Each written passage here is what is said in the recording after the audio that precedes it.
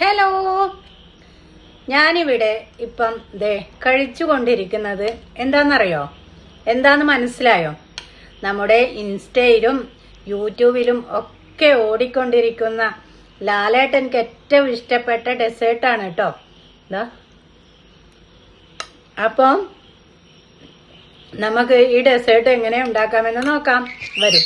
അപ്പം നമുക്ക് ഇപ്പം യൂട്യൂബിലും ഇൻസ്റ്റാഗ്രാമിലും ഫേവററ്റ് ആയിട്ട് ഓടിക്കൊണ്ടിരിക്കുന്ന നമ്മുടെ ലാലേട്ടൻ്റെ ഡെസേർട്ട് എങ്ങനെ റെഡിയാക്കാമെന്ന് നോക്കിയാലോ.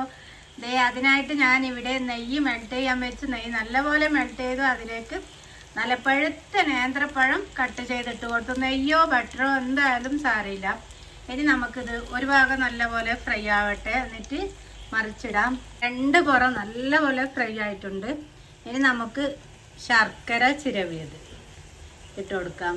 എന്തടാ വീഴടാ ശർക്കര പറഞ്ഞാൽ അനുസരണ ഇല്ലാത്ത ഐറ്റംസ് അല്ലേ. ഇനി നമുക്ക് തേങ്ങ ചിരവിയത്.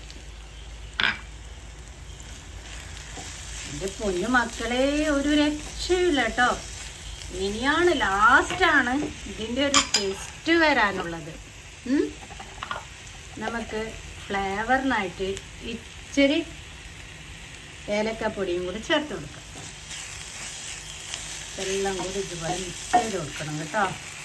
അപ്പോൾ നമ്മുടെ ലാലേട്ടൻ്റെ അടിപൊളിയായ ഡെസേർട്ട് ഇവിടെ റെഡിയായി. ഇനി നമുക്ക് ഒരു പാത്രത്തിലോട്ട് മാറ്റാം.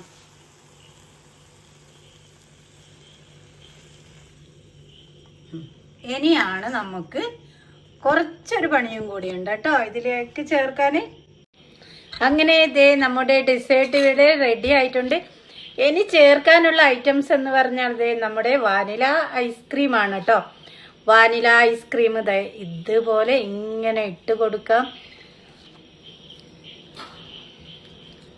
പിന്നെ കുറച്ച് ഹണിയും കൂടെ ചേർക്കാം. ഞാനിവിടെ ഹണി ചേർക്കുന്നില്ല.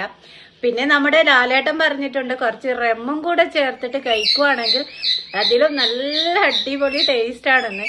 പക്ഷെ നമ്മളിവിടെ റമ്മ് ചേർത്ത് കഴിക്കുന്നില്ല ലാലേട്ട. ഞാനിവിടെ റമ്മ് ചേർത്ത് കഴിക്കാൻ പോയാൽ എന്നെ ഇവിടെ ഉള്ളവരെല്ലാം റമ്മിലിട്ട് മൂടിക്കൊല്ലും കേട്ടോ.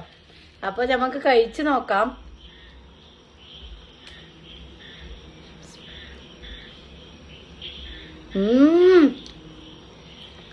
ഒരു രക്ഷയില്ല, അടിപൊളിയാണ്.